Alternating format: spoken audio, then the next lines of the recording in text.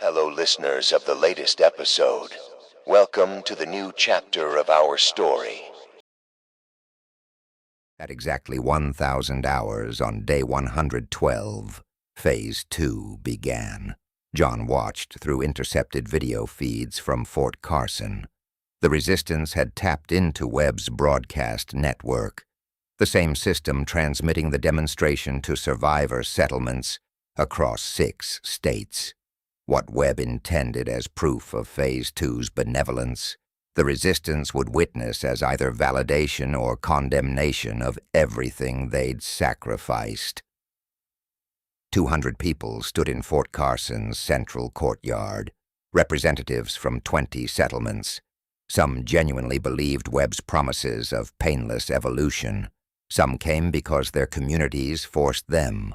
Some were Resistance volunteers carrying Morrison's inoculation, hoping 60% would be enough. Jennifer Park was there. John could see her in the crowd, positioned near the center of the courtyard. Marcus Webb Jr. stood on the opposite side. Both had transmitted final confirmations 90 minutes ago. Inoculation administered to themselves and 154 other participants. Mission accomplished. Now they waited to see if Morrison's compound would protect them or fail them. Webb appeared on the broadcast, standing on an elevated platform overlooking the courtyard. Beside him, medical equipment, monitoring systems, and 3 large devices that John recognized from Rachel's intelligence. Aerosol dispersal units for modified infection distribution. Welcome, Webb's voice carried across the courtyard and through every speaker in every settlement receiving the broadcast. You are here to witness humanity's next step, to participate in evolution, to become part of something greater than survival. He gestured to the dispersal units. The modified infection you will receive is not the weapon you fear.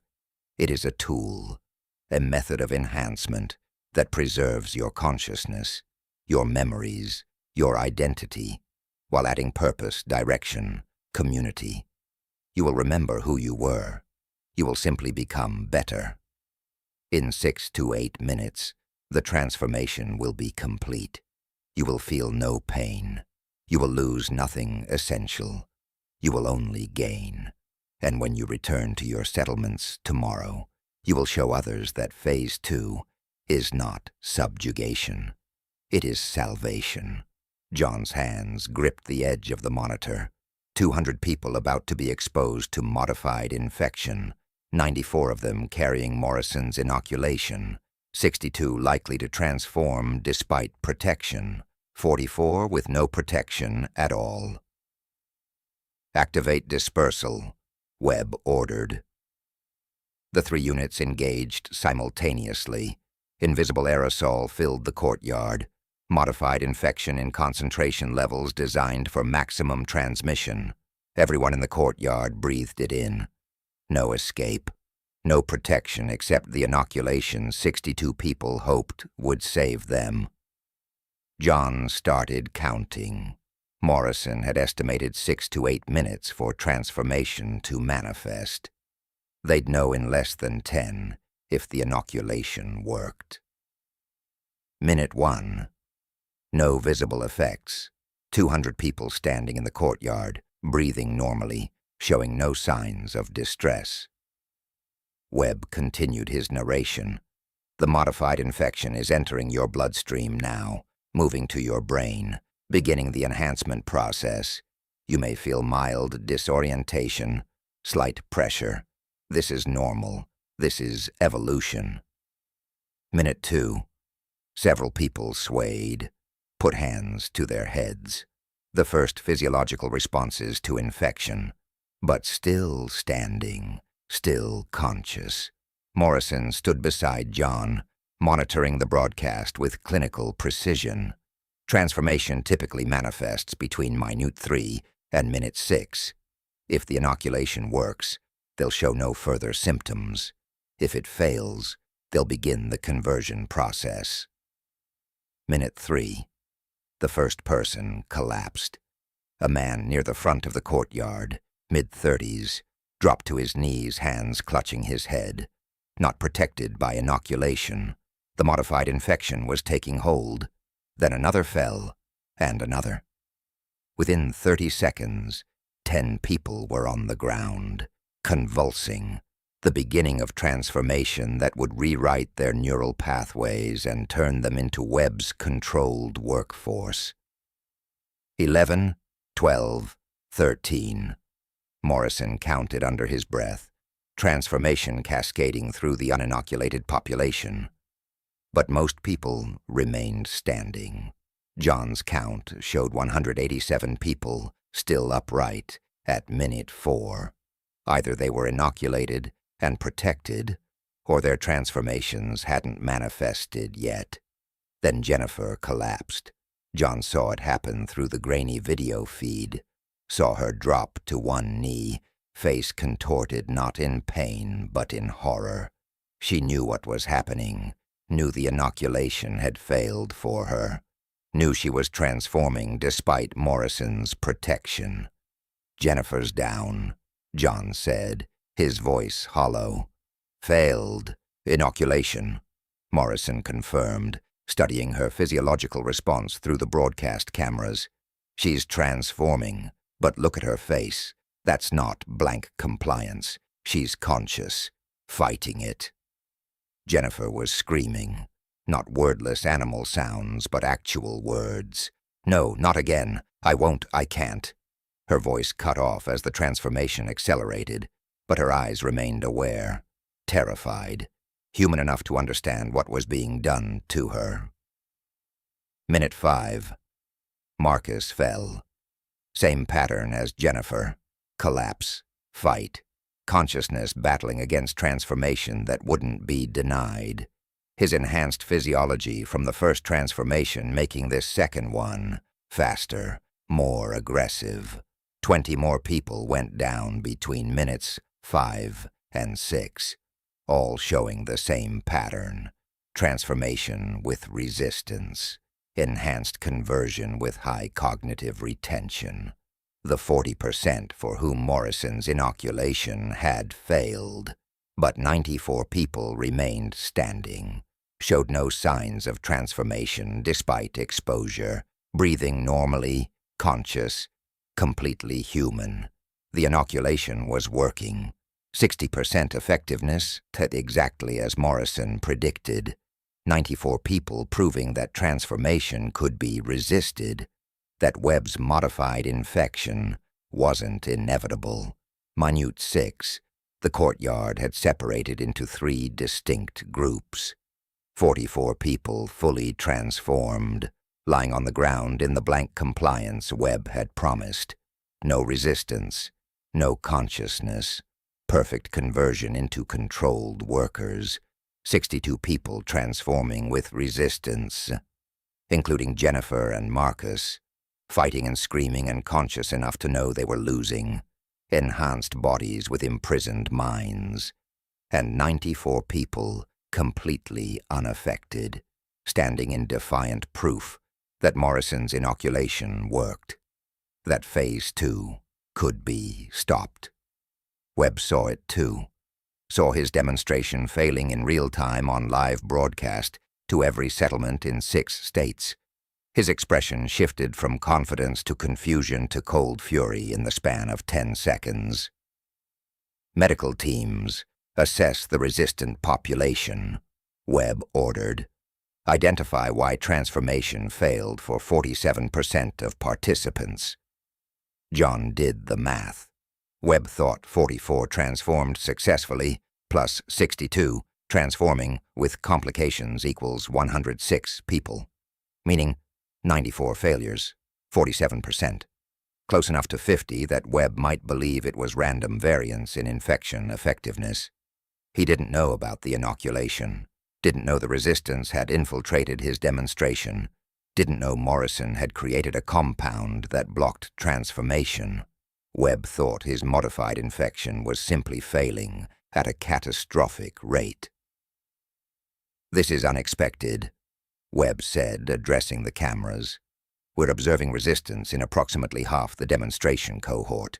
This suggests the modified infection requires calibration for optimal effectiveness. The successful transformations prove the concept. The resistant population requires further study. He was trying to salvage the demonstration, spin 94 failures as data collection, make it sound like Phase 2 was proceeding as planned, despite visible disaster. But John could see it in Webb's face, could see the calculations happening. 47% failure rate meant Phase 2 couldn't proceed, couldn't infect entire populations if half remained human and hostile. The whole plan depended on transformation being nearly universal. Webb made his decision. "Security teams," he transmitted, "execute the resistant population. They represent contamination of the demonstration cohort. Eliminate them to prevent interference with successful transformations." John's blood turned to ice. "No," he said. "He can't. He wouldn't." But Webb did. Soldiers appeared at the courtyard perimeter, rifles raised, 94 targets identified, every person still standing, still human, still proving transformation could be resisted. The cameras kept broadcasting, every settlement watching, every survivor seeing what Webb did to people who resisted his vision of the future. The soldiers opened fire. 94 people died in 30 seconds. Systematic execution, no hesitation, no mercy. Living proof that transformation could be resisted, all murdered on live broadcast because their survival threatened Webb's credibility. John watched it happen, watched people fall, watched the courtyard become a massacre site, watched 94 volunteers, some from the resistance, some genuine settlement representatives who'd been protected by inoculation they didn't know they'd received, all killed for the crime of staying human.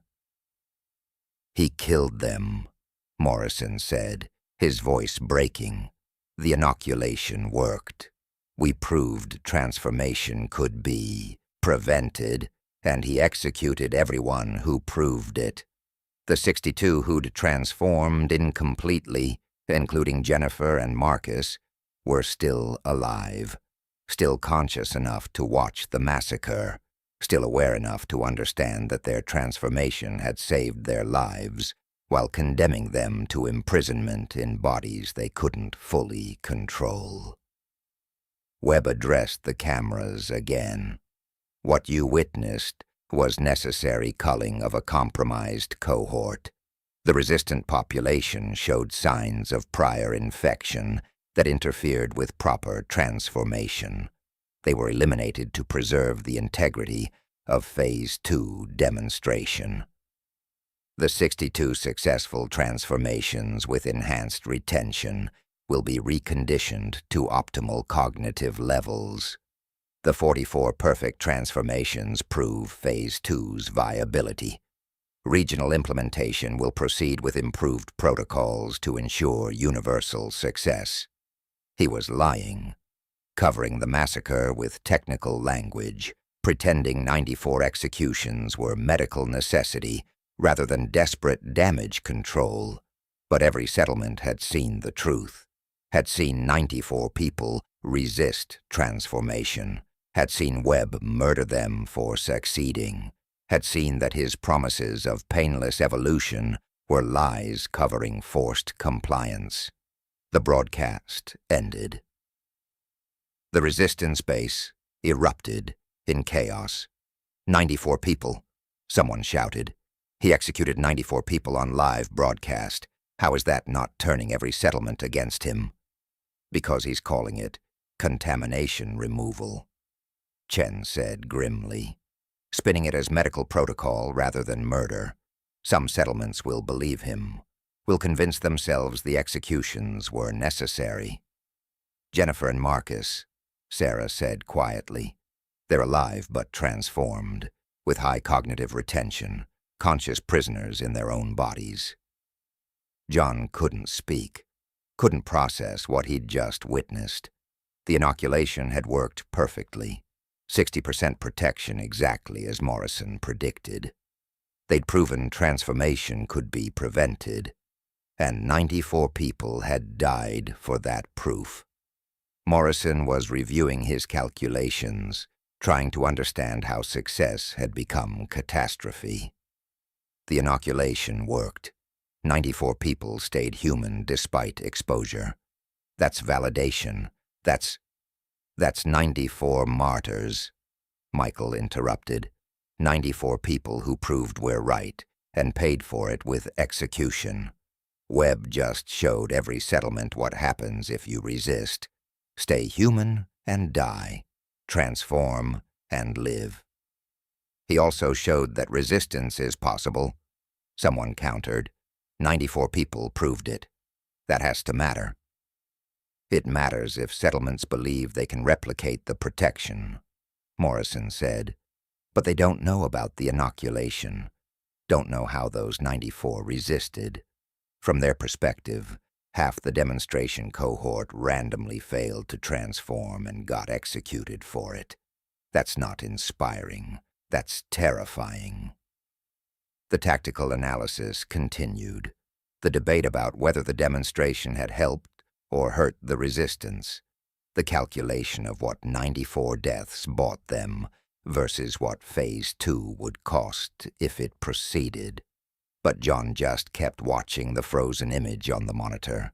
94 bodies in Fort Carson's courtyard. Jennifer and Marcus being dragged away by Webb's soldiers. The proof that Morrison's inoculation worked, and the price paid for that proof. 6 hours after the demonstration, settlements began responding. Some rejected Phase 2 entirely, saw the massacre, and decided Webb's promises were lies.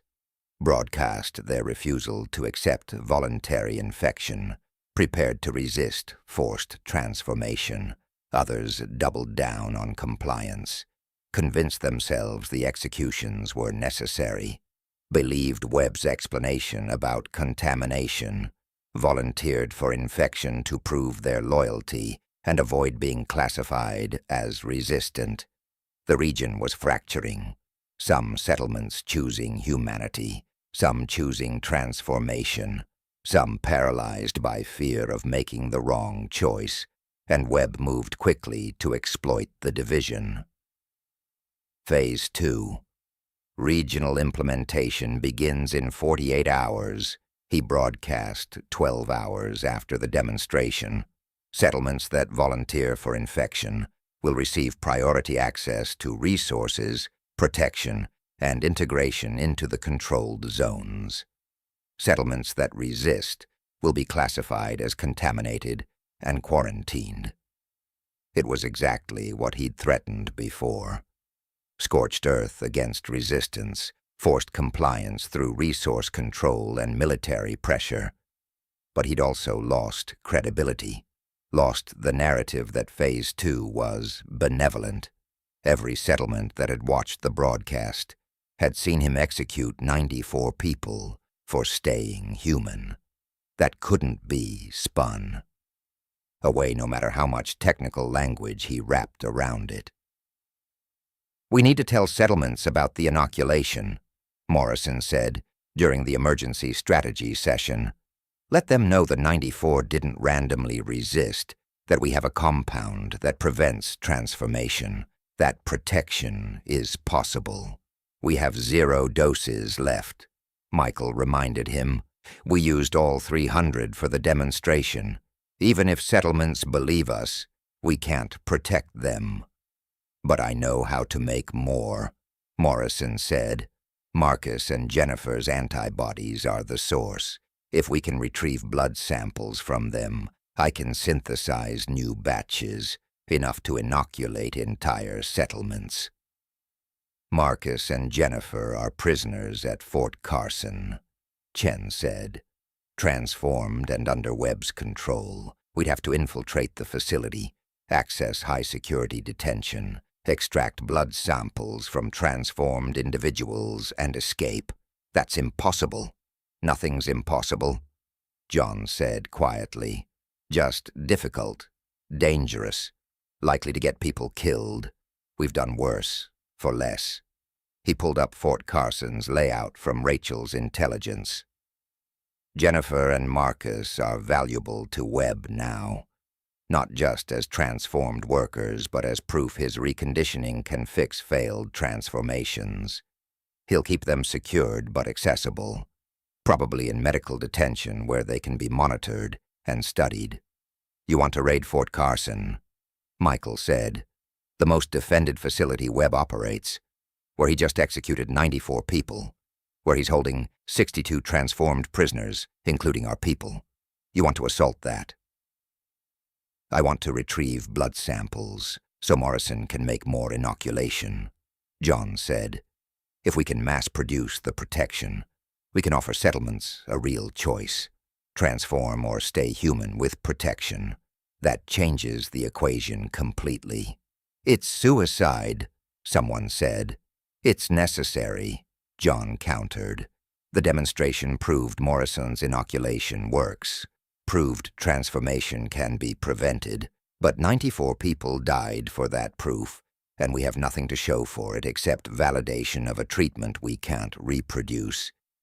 We get those blood samples. We turn 94 deaths into 94,000 lives saved. The logic was sound, but the mission was nearly impossible. Fort Carson held 147 personnel. The resistance had 31 fighters remaining at base. 11 volunteers hadn't returned from the infiltration, assumed captured or killed during the demonstration. We can't assault Fort Carson with 31 people, Chen said. We don't assault it, John said. We infiltrate it. One person, maybe two. Get in, access medical detention, retrieve samples, get out. Small team, precise objective, minimal engagement. Who? Michael asked. John looked at Sarah Anderson, the first successful hunter reversal, the person who'd been transformed and saved, who understood what Jennifer and Marcus were experiencing, who had medical training from working with Morrison. I volunteer, Sarah said before John could ask. I know what they're going through. I can identify them even if they're being held with other transformed prisoners, and I can extract blood samples without harming them. You'll need backup, John said. Someone who knows Fort Carson's layout. He thought about their options, thought about who had the skills, the knowledge, the capability to navigate Webb's most secure facility, thought about the person who'd infiltrated Peterson to destroy the Hunter command node, who'd led the assault that saved 27 hostages, who'd been carrying impossible weight since Kandahar. I'm going, John said. Sarah and I, two-person infiltration, in and out before Webb knows we're there. John, Chen started. This is my call, John said. The demonstration failed because 94 people got executed for proving we're right. I'm not letting that be the end of it. We get those samples. We mass-produce the inoculation. We give settlements real protection. We finish what Rachel started, and what 94 people died proving was possible. The mission parameters were established over the next 24 hours. Sarah and John would infiltrate Fort Carson during the night shift, when security was lightest, access medical detention where transformed prisoners were held, identify Jennifer and Marcus among the 62 being reconditioned, extract blood samples, exfiltrate before dawn, simple in concept, catastrophically dangerous in execution. 48 hours until Phase 2 regional implementation, Morrison said, providing the timeline. If we're going to offer settlements protection, we need those samples before Webb begins forced infection. After that, it's too late. John and Sarah prepared, reviewed facility layouts, memorized guard rotations, planned entry and exit routes, accepted that they probably wouldn't survive, but the mission was worth the attempt. And 36 hours after the demonstration, 12 hours before Phase 2 regional implementation, they departed for Fort Carson, the facility where Webb had executed 94 people for staying human, where Jennifer and Marcus were prisoners again, where Project Lazarus was preparing to infect every settlement that hadn't volunteered for transformation. John thought about Rachel as they approached through the ruins, about her choice to extract intelligence instead of clinging to life, about understanding that some missions mattered more than survival, about carrying the weight of everyone who died, believing the resistance could win. 94 people had proved transformation could be resisted. Now John and Sarah had to make sure those 94 deaths meant something, had to retrieve the samples that would let Morrison protect thousands, had to succeed where success seemed impossible. The demonstration had shown the world that Phase 2 could be stopped. Now they had to give the world the tools to actually stop it. They reached Fort Carson's perimeter at 0200 hours. The facility was on high alert after the demonstration. Extra guards, increased patrols, surveillance systems running at maximum capacity. Sarah looked at John. "Once we go in, there's no abort. We get the samples or we die trying." "I know," John said. They breached the perimeter and disappeared into Fort Carson's shadows. 2 people against 147. One chance to change everything. No guarantee, except the certainty that doing nothing meant 94 people died for nothing. The infiltration began, and somewhere in medical detention, Jennifer and Marcus waited, conscious prisoners in transformed bodies, unaware that rescue was coming, unable to hope that anything could save them from what they'd become. But hope was coming anyway, in the form of 2 people who refused to accept that 94 deaths were meaningless, who refused to let Phase 2 proceed without resistance, who believed that even impossible missions were worth attempting if the alternative was surrender. The demonstration had proved transformation could be prevented. Now John and Sarah would prove that people worth saving were worth dying for.